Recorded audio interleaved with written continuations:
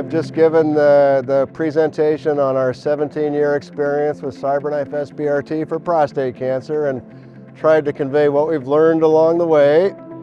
The original dose was directly derived from HDR brachytherapy, and we chose to use the CyberKnife in a manner that essentially clones an identical dose distribution with HDR brachytherapy non-invasively, which of course is nice.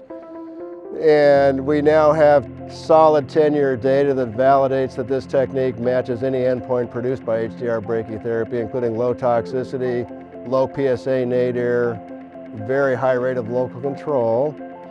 And as we've evolved the technology over the last 17 years, what we've been exploring is de-escalating the intensity of the treatment, primarily to minimize side effects.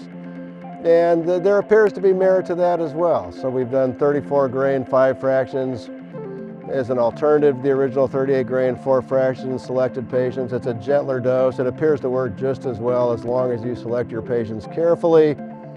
We've also developed a protocol for CyberKnife SBRT in the setting of local recurrence after prior traditional therapeutic radiation. It works very well in that circumstance. We are presently using the CyberKnife in a very high volume for oligometastatic termination. It works wonderfully for that circumstance. And the most recent evolution of our protocols, we're now looking at it in a IRB-approved setting for focal therapy, meaning treat the MRI-defined lesion only and exclude the rest of the prostate, which, if we find it to be effective, is obviously going to be a very large development because it should be very much less toxic than any traditional whole gland approach. That's where we are. Thank you.